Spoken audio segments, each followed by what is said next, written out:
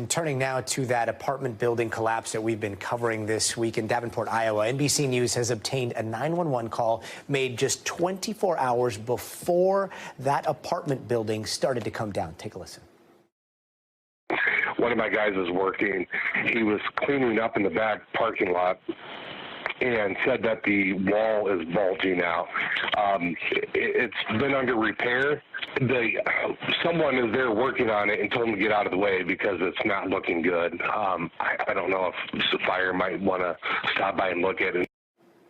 Again, that was before that collapse. Meanwhile, the search for survivors is now officially over. 3 men remain unaccounted for, and they are now presumed to be dead.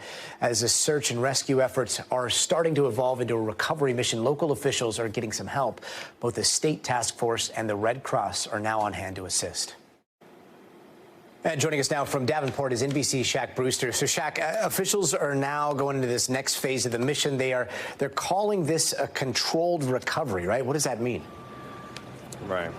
Well, it looks like very similar to what we saw right after the building came down. I'll let you take a look at what we're seeing now and what we've been seeing not just through the day, but even last night. And you see that big equipment. You're seeing big excavation equipment going in. You see the claw. It sometimes goes in, picks up debris. You see rescue workers, I believe you see in the white hard hats there, going through, sifting through debris, being very careful. You know, one thing that we heard from the mayor earlier today and really throughout the week is that this is going to be a delicate process. He called this a place of rest, and that's because there are still 3 individuals who officials say are still trapped behind in that rubble. So they're going through, it's active scene. We see sometimes dogs on scene, and they're going through piece by piece to try to recover those individuals who've been left behind, Gotti.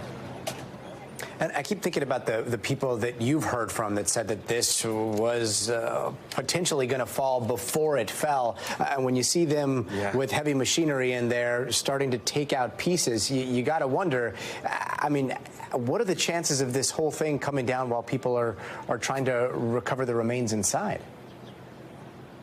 That is always a concern. It's been a concern throughout this process. One thing that we've seen in the past day or so is, you might actually see it right there. We don't even need to move, but those wood panels right there, those are new. That is part of the efforts to shore up this building. And, you know, you mentioned officials have from the beginning said that they believed that this building could come down at any moment. And part of the hesitation to send folks in is because of the instability of that building. I want you to hear the fire chief explain that simple question that so many people had, so many residents here had, so many members of the media had. What took so long to get to this point? And the question was, why did the city wait? The first 24 to 36 hours that we were there, the building was in a constant state of motion, and we had to allow the building to settle a little bit before we could actually formalize on a solid plan. So their answer is that the conditions of the building are essentially safer at this point, especially with some of the reinforcements that they put in, and that's what's allowing rescue teams and rescue workers to get so close to the building. One thing we also heard and learned from the officials earlier today is the idea that it's not just them out here. They're consulting with folks from around the country. That's been something you've heard from residents. They wanted outside support, outside help. Well, officials are saying that they've been consulting with Miami-Dade Fire Department to see how the best way to, what the best way is to go and conduct this search and recovery mission, Gotti. Such a sketchy situation out there and such dangerous work happening behind those barriers. Shaquille Brewster, thanks so much. Thanks for watching our YouTube channel. Follow today's top stories and breaking news by downloading the NBC News app.